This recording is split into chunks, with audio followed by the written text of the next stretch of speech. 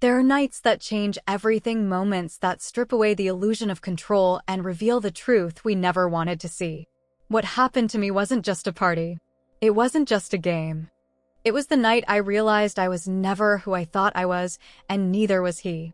Before we dive into the story, make sure to like, subscribe, and turn on notifications so you never miss another tale that will leave you questioning everything. Now, let's begin. There are nights in our lives that change everything, moments when the foundation we stand on crumbles beneath us. For me, it started with an invitation to what I thought was just another casual get-together, an evening that should have been filled with laughter, drinks, and harmless nostalgia. But in reality, it was the beginning of my descent into something far darker, something I never saw coming until it was too late. My name is Claire, and if you asked me before that night, I would have told you that my marriage was solid. My husband, Daniel, was the kind of man people admired, charming, confident, and always in control. We had built a life together that, from the outside, seemed picture perfect. But sometimes you don't see the cracks in the foundation until you're already falling through them. It started with an invitation. A seemingly harmless suggestion from Daniel, laced with that effortless charm of his, the kind that could make anything sound appealing. He had leaned against the kitchen counter that morning, coffee in hand, casually dropping Marcus's name into the conversation. It had been years since I last saw him, a man whose presence always carried a lingering sense of arrogance, the type who thrived on the adoration of others. "It'll be fun," Daniel had said, his smirk laced with something I couldn't quite place. There was something about the way he said it. A hidden layer beneath his words, a subtle challenge woven into his tone. My instincts prickled, but I brushed them aside, willing myself to believe it was just another night out. I wanted to be a good wife, the kind that seamlessly fit into his world, the kind who didn't question things that weren't meant to be questioned. But something didn't sit right. And I should have listened to that feeling.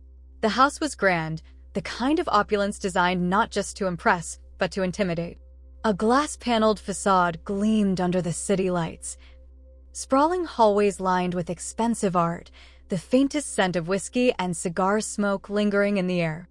The moment I stepped inside, I felt it that slow, creeping awareness of being out of place. The laughter that echoed through the space felt practiced, rehearsed, like a performance for an audience that was in on a joke I wasn't part of. I could feel them looking at me, not just glancing, watching, appraising, weighing me against an invisible standard. It wasn't the first time I had been in a room full of Daniel's friends, but tonight there was an intensity to their gazes, a quiet knowing in the way they exchanged glances, as if they had been expecting me, waiting for something.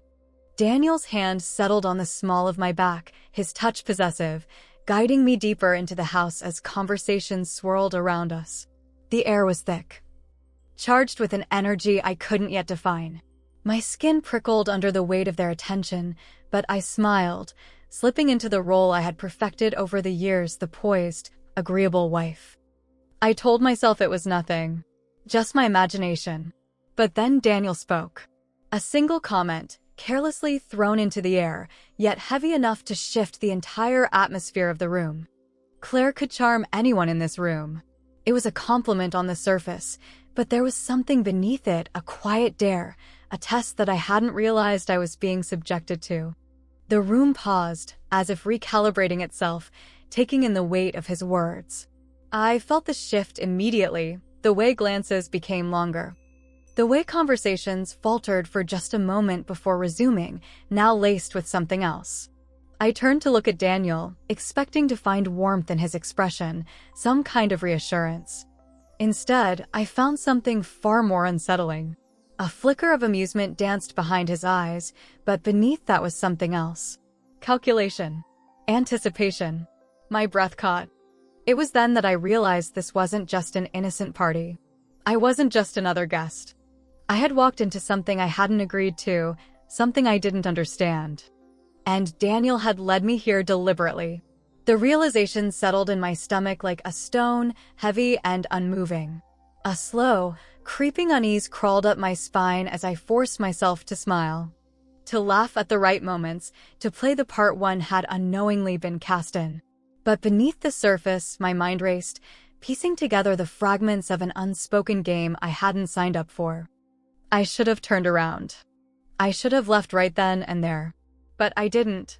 And that was my first mistake. The drinks kept coming, smooth and endless, slipping into my bloodstream like liquid fire. Laughter swirled around me, growing louder, freer, like an invisible current pulling me deeper into something I couldn't quite define. The air thickened, charged with an undercurrent I hadn't noticed before, a slow-burning tension simmering just beneath the surface. What had started as casual conversation, playful remarks, teasing glances, gradually shifted. The jokes became sharper, layered with double meanings, the kind that lingered in the air a beat too long. A casual brush of fingers against my wrist. The warmth of bodies leaning in too close. The dares were disguised as innocent fun, but there was something else there, something unspoken, something calculated. A silent understanding among everyone but me. Daniel was watching. His expression unreadable, his body relaxed, almost too relaxed, as if he had been expecting this all along. It was Marcus who made the first move, his voice low, smooth, laced with something I couldn't yet name. The dare was simple, so simple it almost seemed ridiculous. A kiss. A brief, meaningless gesture, the kind of thing people laugh about the next day. But when the words left his mouth, the atmosphere in the room shifted. I felt the weight of every gaze turning toward me. Anticipation hung in the air, thick and suffocating. My heart pounded in my chest, an insistent, frantic rhythm that drowned out the sound of my own breathing. I turned to Daniel, waiting, hoping for a sign, something that would tell me this had gone too far, that I was supposed to say no. But instead, he held my gaze, steady, unwavering. And then, the smallest of nods. Permission, encouragement, a test, a strange mix of emotions tangled inside me. Confusion, hesitation, a flicker of something darker, something I didn't want to name. It wasn't harmless fun. It was a step into something unknown, a doorway I hadn't even realized I was standing in front of. But I did it. The moment our lips met, the room seemed to exhale around me, the tension momentarily breaking like the first crack in a dam. But inside me, something else shifted, something irreversible. It wasn't just the kiss itself, it was the realization of what I had just done. What I had allowed. The way they watched, the way Daniel watched. The sharp, electric thrill that shot through me. Equal parts fear and something dangerously close to exhilaration. It should have ended there. But it didn't. The game had begun, and now the rules were changing. The next dare came quickly. Seamlessly, as if this had all been planned, as if each step had already been mapped out before I had even walked through the door. Another drink pressed into my hand. Another round of laughter. Warmer now, easier, like the heat of the alcohol was loosening more than just my inhibitions. Someone whispered something in my ear, a challenge barely above a murmur. Their breath warm against my skin. I didn't catch all the words, but I didn't have to. The meaning was clear. Another dare. Another line drawn just to be crossed. This time, it wasn't just a kiss. It was more intimate, lingering, slow, designed to pull me further in, to make it harder to find my way back. Hands on my waist, pressing, testing.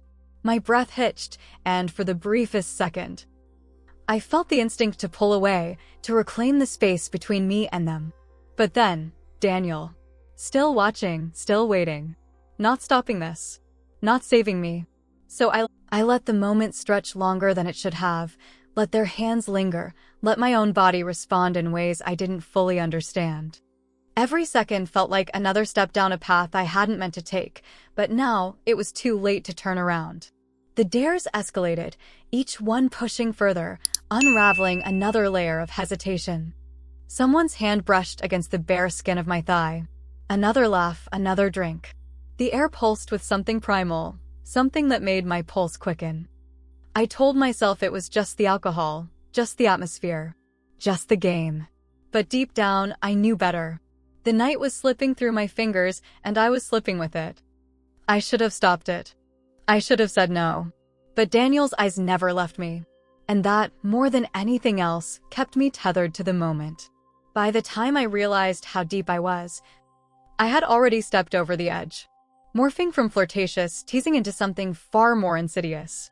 What had begun as a game was now a performance, a test of boundaries I hadn't known I was meant to fail. Fingertips grazed my skin.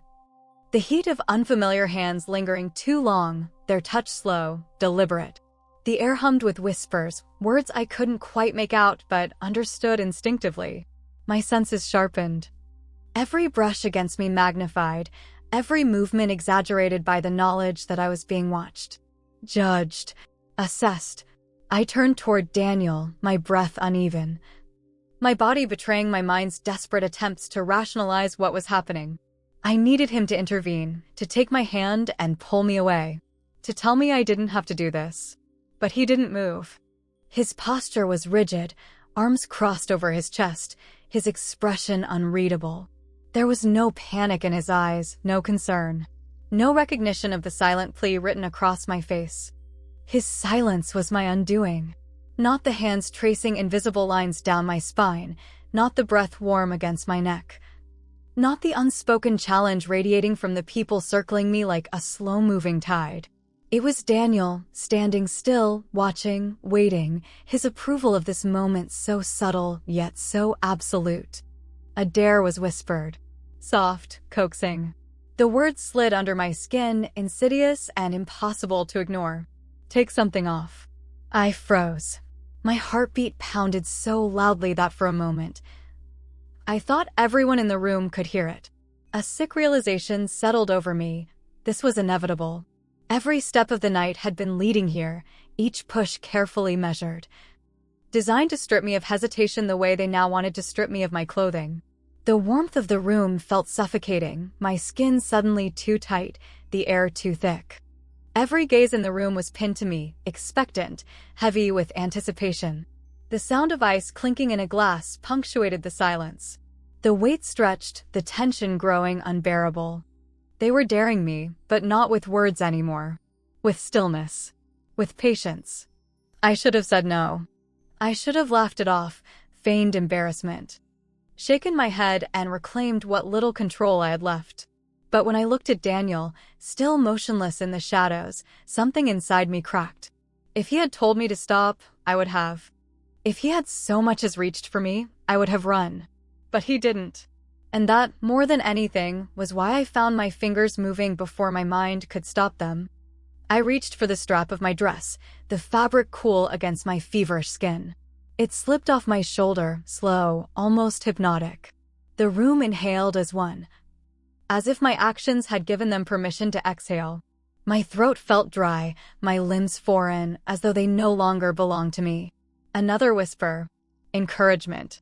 The moment stretched unbearably. Seconds dragging into eternity as I hesitated, waging a silent war within myself. Then the second strap followed, the dress loosening, the shift in weight making it slide further down my body, exposing more than I had meant to. A ripple of satisfaction passed through the room. Approval, desire, ownership. I felt it like a current running beneath my skin. My pulse thrummed in my ears. My vision tunneling, the faces around me blurring into a faceless crowd of expectation. Daniel still hadn't moved. A hand, not his, touched my bare shoulder. A featherlight brush that sent a shockwave through me. My breath hitched. A whisper followed, teasing, daring me further. I felt my body swaying forward before I could stop myself. A marionette responding to invisible strings. The weight of their eyes, the heat of their presence, the sheer inevitability of it all pressed in on me, overwhelming, inescapable. This wasn't a game anymore. It hadn't been for a long time. I had crossed the line, and I wasn't sure I would ever find my way back. Somewhere between the second drink and the moment I found myself trapped in the center of the room, I understood. This had never been about a party. This had never been about fun. This had always been about control. The realization came slow, like a fog lifting, revealing the cold, sharp edges of reality beneath it. My body was no longer my own. It had become a spectacle. a living exhibit put on display for their amusement. The gazes that lingered weren't admiring, they were possessive, stripping away whatever remnants of agency I had left. I wasn't a guest here. I was entertainment. A pawn in a game I had never agreed to play. The weight of it pressed down on me, crushing the last remnants of denial. I had thought I could navigate this night, that I could play along and walk away unscathed. But I had miscalculated. Because the moment you let someone rewrite your boundaries, you become a character in their story instead of the author of your own. My breath hitched as the air in the room grew heavier, charged with something I couldn't name but could feel tightening around me like a vice. The laughter, the music, the soft clink of glasses, all of it faded into the background, drowned beneath the relentless pounding of my own pulse. My vision narrowed, tunneling as I took in the faces around me. They weren't strangers anymore. They were something else entirely. Predators. Spectators. Judges and executioners wrapped in the veneer of civility. My dress hung loose around my frame, slipping further down with every movement, as if the fabric itself was surrendering before I had made the conscious choice to do so. I felt hands, too many places at once. Some light, teasing, just a whisper of contact. Others more brazen, testing, probing. Every fiber of my being screamed for me to move, to push them away, to reclaim even the smallest fraction of control. But I couldn't. My limbs were no longer mine to command. Somewhere in the haze, my gaze found Daniel. He was still watching, still unmoving. His posture, so composed, so assured, felt more like a verdict than a presence. He wasn't going to stop this. He had never intended to. And that truth, more than the hands on my skin, more than the suffocating heat of the bodies pressing in around me, was what broke me. A shuddering breath escaped me, but no sound followed. I had lost my voice somewhere in the blur of the evening. I had lost myself. There had been a moment, earlier in the night, when I still believed I had a choice. A moment when I could have laughed, shaken my head, feigned embarrassment, and stepped back into the role of the untouchable. That moment had passed. Now, I was part of something I couldn't name, something dark and inevitable. And the worst part was that I had let it happen. Piece by piece, decision by decision, I had let them pull me under. The realization sent a cold, creeping sensation up my spine. I wasn't just losing control. I had already lost it. And as the next dare was whispered, as another hand brushed against the bare skin of my shoulder, I knew there was no turning back now. I don't remember leaving. One moment, I was surrounded by the heat of the room, the weight of their eyes, the press of hands, the scent of expensive liquor staining my skin. The next, I was outside. The night air cold against my bare shoulders, the world spinning too fast, too slow, all at once. My legs felt unsteady, my breath shallow, but somehow I moved. Somehow, I followed Daniel to the car. The silence between us was suffocating, thick like smoke, pressing in from all sides. It was not the absence of words, but the presence of something else, something heavier, something final. The sound of my heels clicking against the pavement was the only thing that tethered me to reality, a rhythmic echo of the choices I had made, the choices that had been made for me. Inside the car, the leather was cold beneath my fingertips. I clutched at the fabric of my dress, gathering it in tight fists as if I could hold onto something, anything of myself. But it was futile. My hands trembled, not from the chill, but from something deeper, something I couldn't yet name. I turned to Daniel then, searching his face for answers, for regret, for anything that would make sense of what had happened. But what I saw wasn't remorse. It wasn't concern. It was satisfaction. A dark, knowing glint in his eyes that sent a new kind of cold through me, one that no amount of night air could chase away. He had wanted this. Every moment, every glance, every touch that had stripped me bare, body and soul, he had wanted it. That realization shattered me more than anything else that had transpired that night. It wasn't just betrayal. It was something deeper, something more insidious. I had never been his partner, his equal. I had been his pawn, his offering, his entertainment. And he had watched it unfold with silent approval, his pleasure woven into every second of my unraveling. A tremor ran through me, violent and uncontrollable, as the weight of it all settled deep in my bones. Somewhere, in some alternate version of reality, I could pretend this never happened.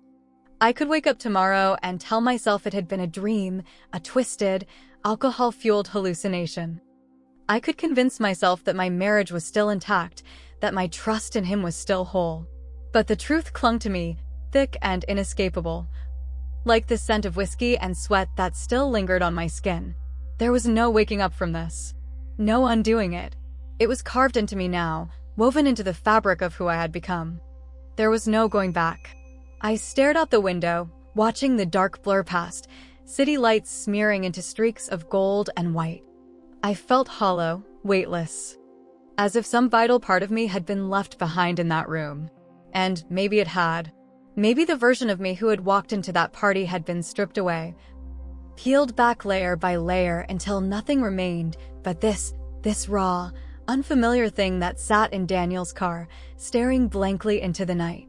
Claire was gone, and in her place was someone else.